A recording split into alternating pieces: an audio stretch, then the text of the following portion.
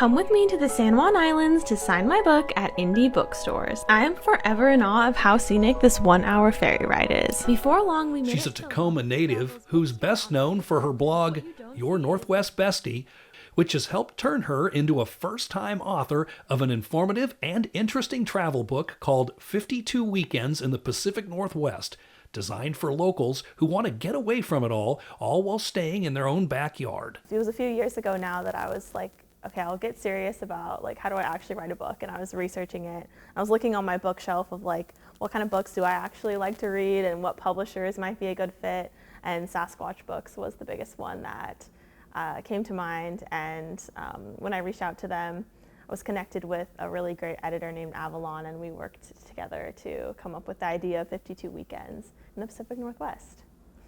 Kara Patajo took her passion for blogging and local travel and ended up writing this book, which was released last month to bookstores all over the Northwest, including Grit City Books in Tacoma.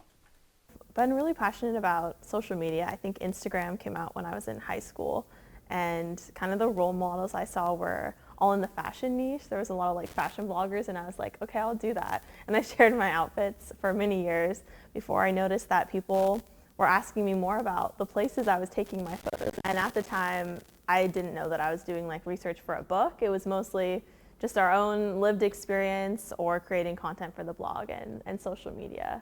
But yeah, this book is a really kind of a cumulative effort of the last few years of my life. For those of us lucky enough to call the Pacific Northwest home, it's no secret that we live in one of the most beautiful places on Earth.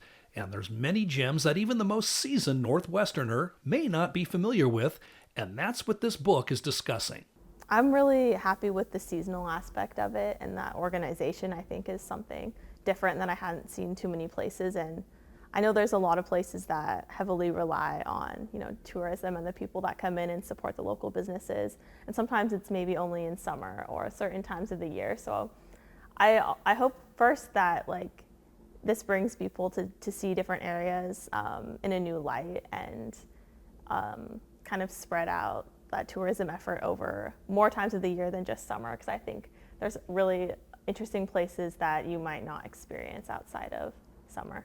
But I think also I just hope the book helps people explore more of their backyard, and maybe realize you don't have to go to another state or to another country. If you don't have, you can squeeze adventure into every weekend if you're just looking at some place that's an hour or two away from where you live. 52 Weekends in the Pacific Northwest includes suggested itineraries and unique places to stay, all while keeping in mind the diverse beauty of the Northwest and how locals can get out and take full advantage of all it has to offer.